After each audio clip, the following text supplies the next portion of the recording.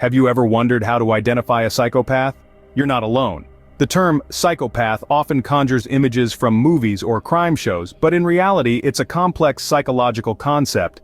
Psychopathy is a personality disorder, a condition that affects a person's interactions and relationships. It's typically characterized by persistent antisocial behavior, impaired empathy, and bold, disinhibited, and egotistical traits. These individuals may initially appear charming, but they often leave a trail of chaos and confusion in their wake. It's important to remember, however, that diagnosing psychopathy isn't as simple as checking off a list of traits.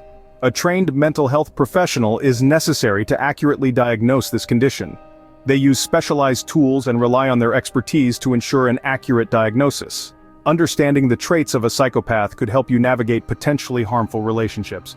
But remember, it's essential to consult a professional before jumping to conclusions based on observable behavior alone.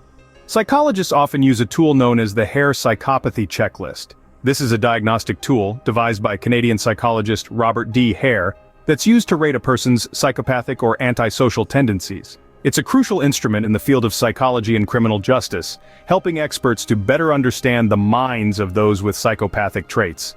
The checklist is made up of 20 items, each designed to evaluate a specific characteristic or behavior associated with psychopathy. These items are scored on a scale from 0 to 2, with 0 indicating the trait is absent, 1 suggesting it's somewhat present, and 2 meaning it is fully present. Let's delve into some of these traits. First on the list is glib and superficial charm. This refers to a tendency to be smooth, engaging, charming, slick, and verbally facile. Psychopathic charm is not in the least shy, self-conscious, or afraid to say anything. Next is a grandiose sense of self-worth. This is a grossly inflated view of one's abilities and self-worth, self-assured, opinionated, cocky, a braggart.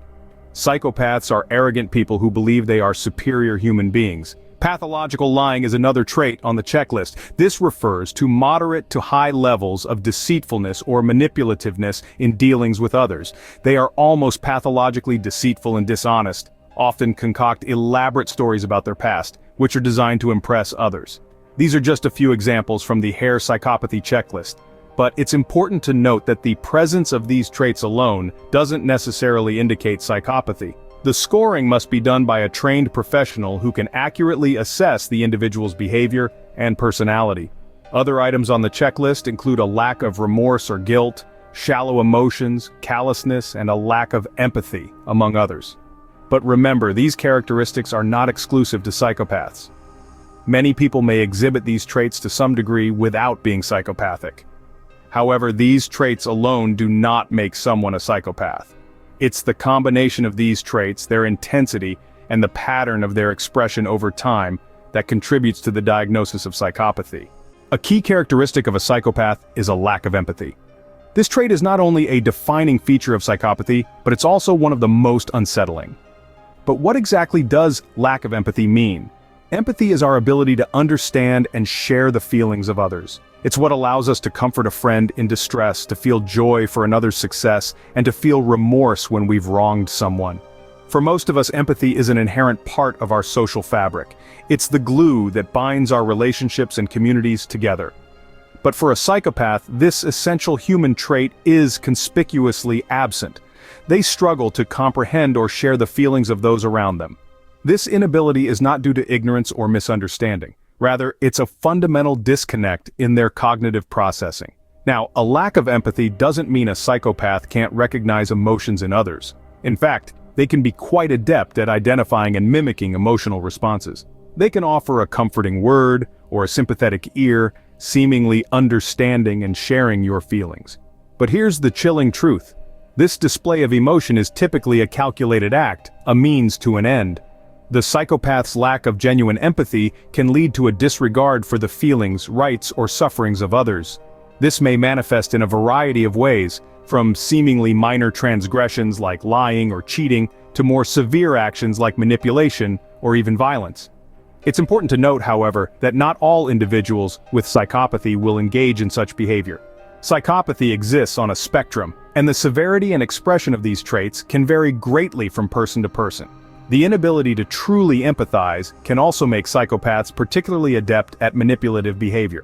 Without the constraints of guilt or remorse, they can lie, exploit, and manipulate with ease, using others as pawns in their personal games. So, when we talk about the lack of empathy as a hallmark of psychopathy, we're not just talking about a deficiency in emotional understanding, we're talking about a profound and disturbing alteration in the way these individuals interact with the world around them. A lack of empathy often leads to manipulative behaviors. Psychopaths are often incredibly manipulative. They have an uncanny ability to charm and deceive, using manipulation as a tool to achieve their goals. This behavior is not about harmless persuasion or influencing others for mutual benefit. It's about cunning, deceit, and control. Psychopaths are like puppet masters, pulling strings to make others dance to their tune. They are adept at reading people, identifying their weaknesses, and exploiting these vulnerabilities for their own gain. This could be for material benefits, like money or power, or simply for the pleasure they derive from exerting control over others. One common method of manipulation is gaslighting. This involves making someone question their own reality and sanity through persistent lying, denial, and contradiction. By sowing seeds of doubt, psychopaths can make individuals question their own judgment and perception, thereby gaining power and control. Another tactic is playing the victim.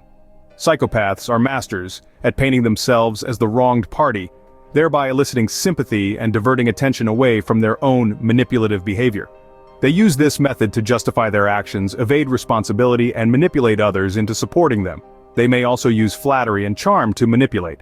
Psychopaths are often charismatic and can be very charming when they want to be. They use this charm to disarm and manipulate those around them, making them more amenable to the psychopath's wishes. However, it is essential to remember that these behaviors are not unique to psychopaths.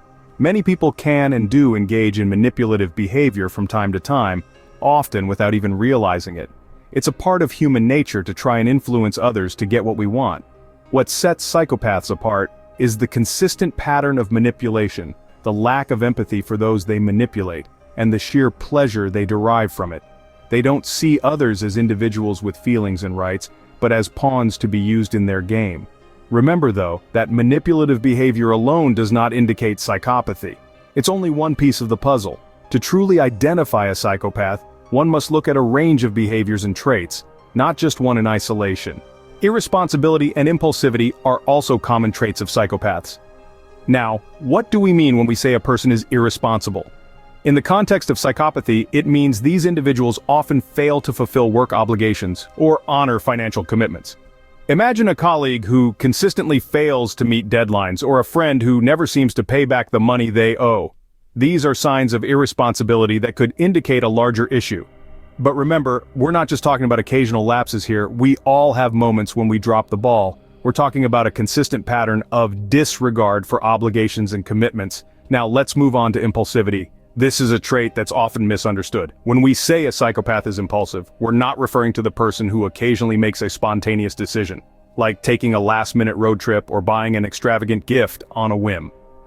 Impulsivity in psychopaths is different. It's a deep-seated inability to resist urges, regardless of the potential consequences. It's making decisions on the spur of the moment without thinking through the possible repercussions. It's acting on a whim even when it's clear that the action could lead to harm for themselves or others. Think of it like this. If irresponsibility is a disregard for obligations, then impulsivity is a disregard for consequences. Both these traits manifest in a psychopath's behavior, often leading to a trail of chaos and confusion in their wake. But here's an important caveat to remember. While these traits are common in psychopaths, they can also be seen in other disorders. A person who struggles with irresponsibility or impulsivity isn't necessarily a psychopath. These traits can be indicators of other mental health issues like attention deficit hyperactivity disorder or even aspects of personality that need addressing. In the end, it's essential to remember that labeling someone as a psychopath is a serious matter and should be left to professionals. We're merely providing information to better understand the complex nature of psychopathy. While these traits are common in psychopaths, they can also be seen in other disorders. So, how do you identify a psychopath? We've journeyed through the intricacies of psychopathy, unraveling the Hare psychopathy checklist, a tool designed to help discern the presence of psychopathic traits. We've examined the lack of empathy, a defining characteristic, the cold indifference to others' feelings and needs.